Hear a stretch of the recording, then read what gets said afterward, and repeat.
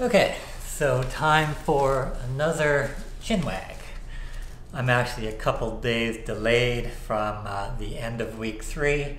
I am actually in a hotel in Hot Springs, but you'll see that shortly. But it's a good time to reflect on what transpired over week 3, which was primarily the week of the Smokies. Welcome to my Hikification.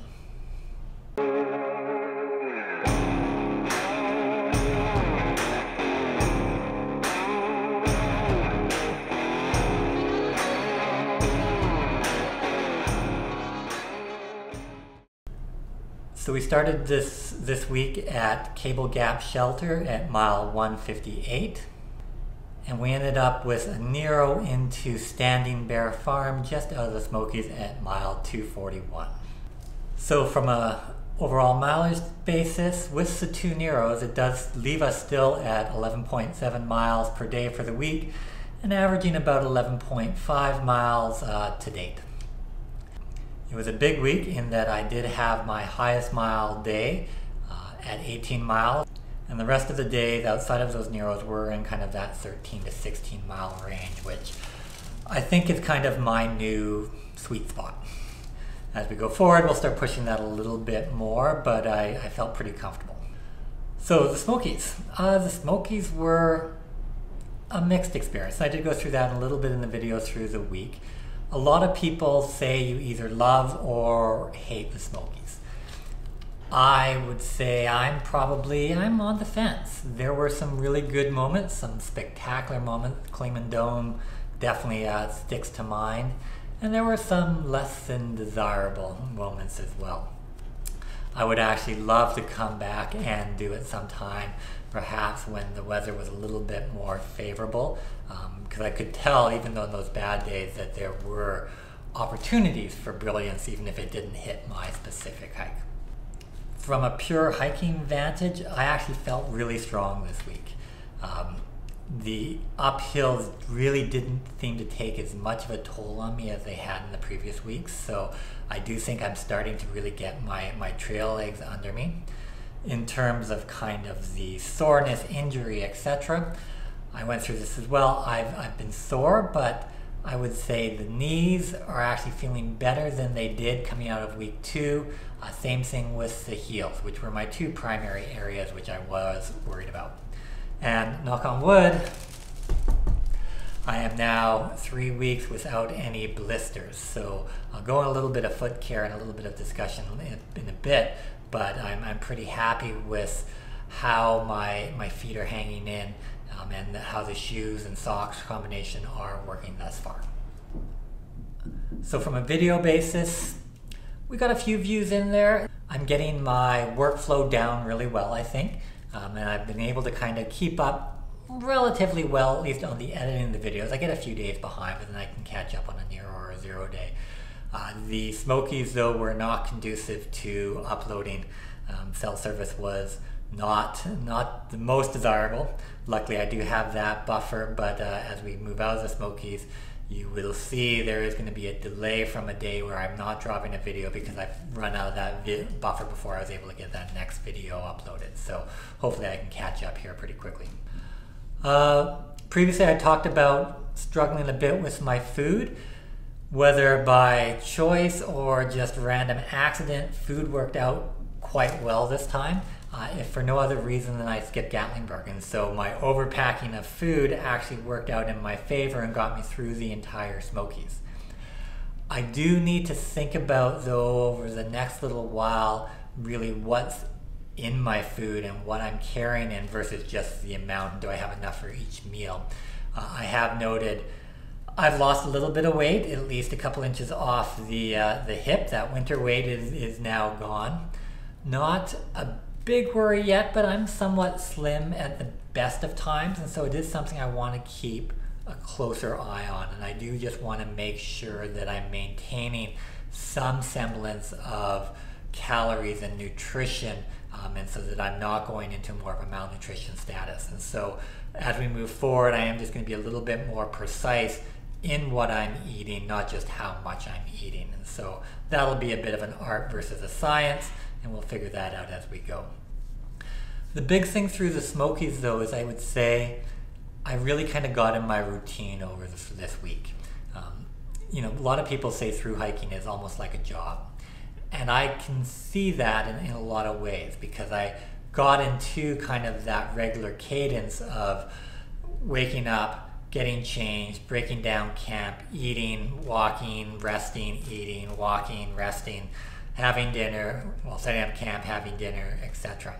And so that routine I'm getting more comfortable with, and I kind of know what to expect. I still say I'm probably pushing a little too hard to get to camp early. I've got this ingrained paranoia that I'm not going to find a spot. I'm going to be out in the dark trying to pitch a hammock somewhere in the middle of nowhere, completely without any basis of reality. But it sits back there, and so I push hard to be one of the first out and also one of the first in. And so I want to adapt that a little bit as I go forward as well. If for no other reason than I am looking to push a little bit bigger days over the next couple of weeks and start to expand beyond that 16-mile range a bit, nothing too dramatic, and that will necessitate a little bit longer days, and as such a comfort with getting into camp a little bit later. I have quite a big window right now to play with, and definitely now I can go back into stealth camping if the need arises, so it becomes less of an urgency to get to that shelter, but it is a mindset that I have to work through a little bit more. I will do a video shortly on kind of the day-to-day routine. I'm enjoying it. I will say from the mental perspective though, I do like routine, and I am one of those people that are organized and like a certain degree of predictability. The one thing I'm struggling a little bit is, I'm not going to call it boredom because it's not boredom yet, it's very beautiful. But there is a degree or a lack of pure mental stimulation, at least in the traditional sense of what I've been used to in the work world. I'm the type of guy that if I'm having a coffee, I'm probably doing a Sudoku puzzle at the same time.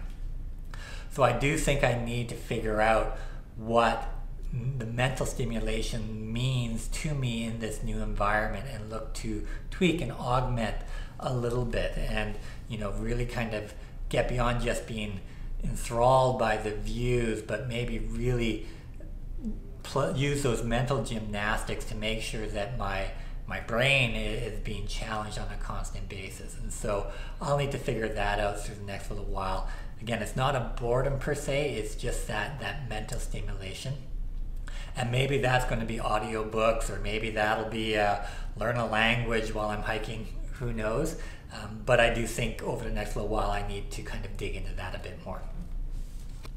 In terms of planning, you saw this week, planning was not my strong suit, which I'm actually happy with. Everything kind of worked out, and for that analytical, logical person who tends to overplan, taking a step back from planning and actually being unplanned was a happy surprise. So we'll see what that means going forward.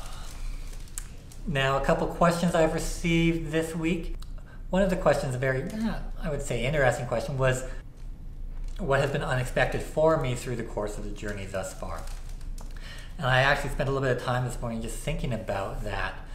And I would say for the most part, the sights have been absolutely wonderful, but expected. Granted, videos never do it justice, so no matter how much YouTube I watch, you're never going to really appreciate what that view from Clingman's Dome looks like unless you're actually there. But I would say the biggest thing that's unexpected is really how hard this is. You conceptualize and understand on a pure logistical basis, or you understand on a logical basis that yes, this is going to be hard. But I really had no frame of reference coming in. People can expound all they want on how tough it is, but until you actually get there and boots to the ground, you really don't know. And it's not just hard physically, but hard mentally, and it's the culmination of those factors that bring it together, that uncomfortableness. I was surprised by that. I would say intuitively I knew it was going to be like that, but I didn't know to what extent. And this is by far the hardest thing I've ever done. I know a lot of people through the military especially probably have experienced much worse and much harder aspects through the course of their young adult lives. Me, not so much. So this is the first real trifecta where I've brought in conditions and the physicality and the mentality all out together to really make this epic feat. And yes, I know I'm only 3 weeks in, but it has been tough.